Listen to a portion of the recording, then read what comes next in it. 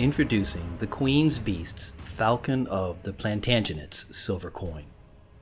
The Queen's Beasts is a 10-coin series launched in 2016, whose designs were inspired by the royal ancestral beasts of heraldry. Each creature represents a strand of ancient royal heritage.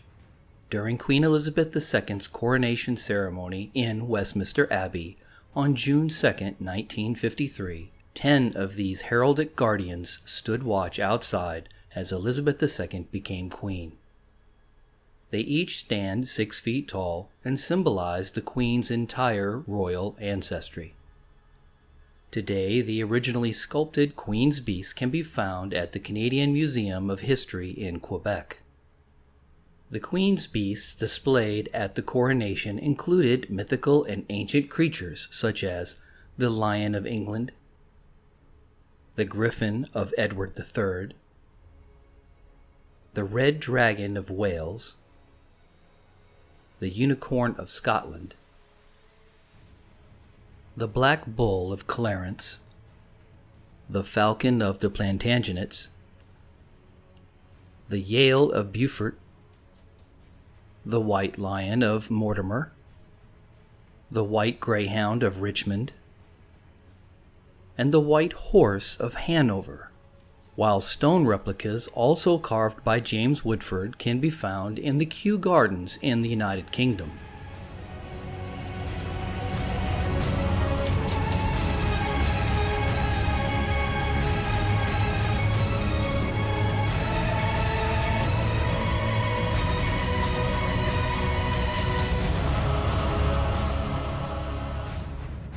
This coin represents the 6th release in the series, and portrays one of the oldest heraldic beasts in British history, the White Falcon of the Plantagenets.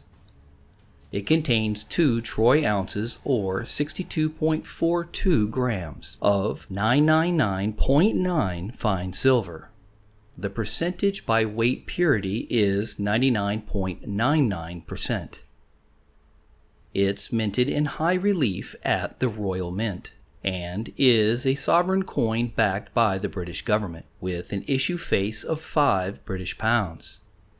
They are minted in BU or brilliant uncirculated condition. It has a thickness of 6 millimeters, a diameter of 38.61 millimeters. The edges are reeded. The capsule size is 39 millimeters. But remember, you will need the thicker capsules to be able to hold the 2-ounce weight coins. The reverse features the White Falcon of the Plantagenets, a majestically watchful and determined bird of prey with its wings outstretched while intently focused and gazing to its right, its large powerful talons firmly clutching a shield, the tips of its spread tail feathers just barely exposed from behind. The bird's head, wingtips, and the bottom of the shield extend into the border band encircling the coin. On the shield you will see displayed a second, smaller falcon perched on an open fetterlock. The inscriptions include Falcon of the Plantagenets, 2 ounces, fine silver, 999.9, and the year of mintage. The initials of the designer, Jody Clark, appear just below the shield, offset to the right. The obverse displays the 5th generation portrait of Queen Elizabeth II, created in 2015 by Jody Clark. This is the 3rd Queen's Beast version with the galoche texture background design. You will also find inscribed the Queen's name, the coin's denomination of 5 pounds, and the Latin abbreviation for De Gratia Regina Fidei Defensor, which translates into English as Grace of God, Queen, Defender of the Faith. The initials of the artist Jody Clark appear just below the portrait. King Edward III was one of the more prominent kings of England to arise from the house of the Plantagenets. He was fond of hawking and falconry, and is said to have chosen the white falcon as his official symbol as a result of the passion for this hobby. My opinion of the Queen's Beasts Falcon of the Plantagenets silver coin. First off, I am a big fan of the series. I love the connection with the history and the heraldry of the royal family. This particular coin design is just okay with me. It's not bad, but I feel like it could have been so much more. The falcon is an amazing predator in the wild with incredible speed and agility. The choice to display this animal while in the final moments before striking its prey was spot on. The problem I have is that the rest of the bird's body positioning contradicts it. There are many incredible photographs of these birds of prey in the milliseconds before they strike their target, and all of them are quite intimidating, as the bird is in total focus, ready to strike that death blow. The head of the falcon wouldn't be turned away from its prey. His head and eyes would be micro-focused on making that fatal strike with his weapons of choice, the talons. It is here I have another issue with the design. The talons and the positioning of the feet seem awkward and unnatural, almost like they were an afterthought. Even the falcon on the shield looks more beastly and intimidating than the main subject design. Jody Clark is an amazing artist and designer, and I have nothing but admiration and respect for him. But it seems he traded some authenticity for mintability. I understand artistic license and that these designs are his interpretation of the beasts. I just think that a falcon at the moment of prey impact could have made this design one of my favorites.